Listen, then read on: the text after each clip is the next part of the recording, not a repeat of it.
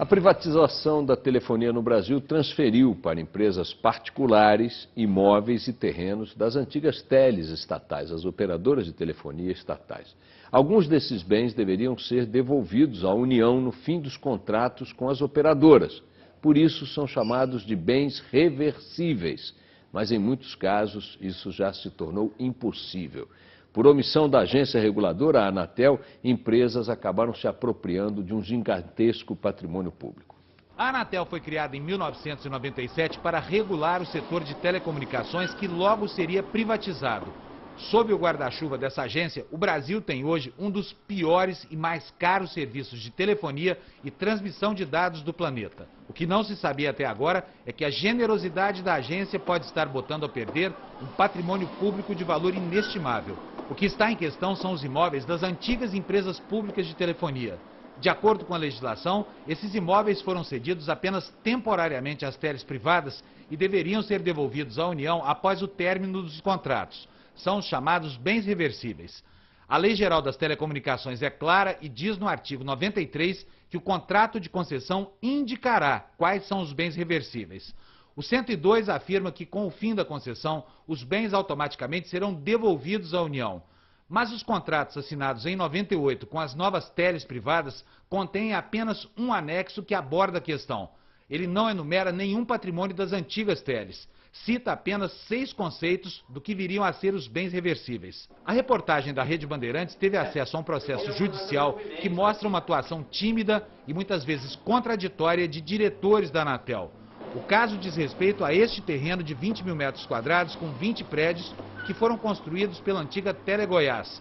Ela foi comprada depois pela Brasil Telecom e agora pertence à Oi Telemar. Todos os bens são reversíveis, mas a empresa privada trata como se fossem dela, tanto que oferece a penhora o imóvel no processo de execução fiscal. Em 2003, 5 anos depois do processo de privatização, a Brasil Telecom foi executada pelo governo do estado de Goiás porque deixou de recolher 15 milhões e 800 mil reais de ICMS. A empresa decidiu contestar a cobrança e ofereceu em garantia da dívida o terreno onde foi construído o centro administrativo pela antiga Tele Goiás. Mas logo os procuradores de Goiás passaram a desconfiar de que talvez o imóvel não pertencesse à Brasil Telecom.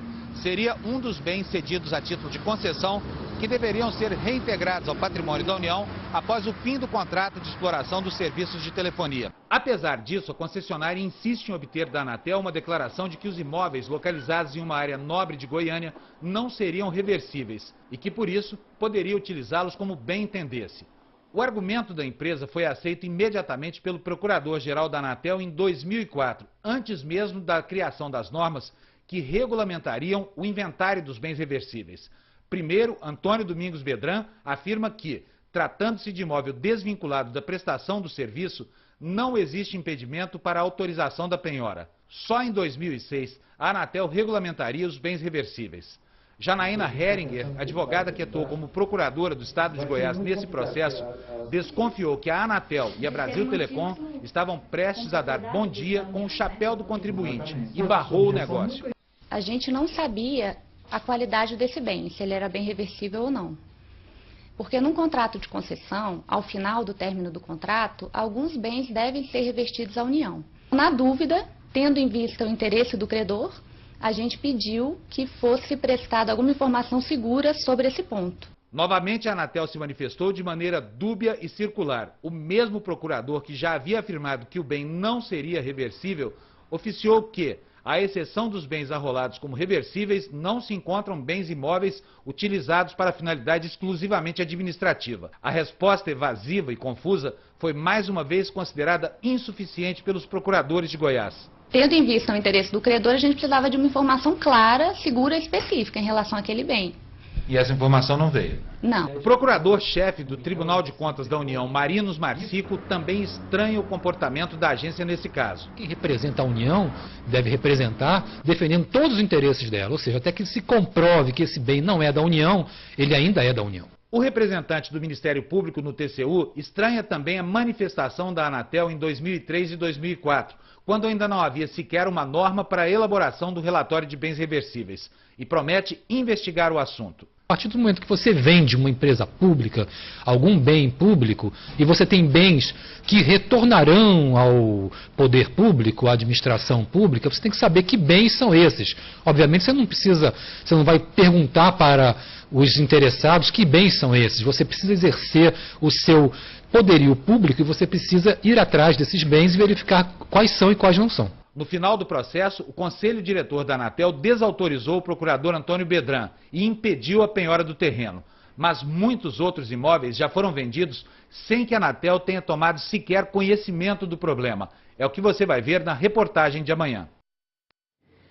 A Oi Telemar, que incorporou a Companhia Brasil Telecom, disse que não vai se manifestar porque o processo corre sob sigilo imposto, aliás, pela Anatel. Já a Anatel foi insistentemente procurada pela nossa reportagem, vários e-mails foram trocados, mas a agência não esclareceu o assunto e se negou a nominar uma fonte para falar a respeito. Em janeiro de 2004, o presidente da agência era Pedro Jaime Ziller de Araújo. O ministro das Comunicações era Eunício Oliveira, atualmente relator da PL 116 no Senado, que autoriza a entrada das empresas de telecomunicações no mercado de TV paga. É um imbróglio analógico em plena idade digital.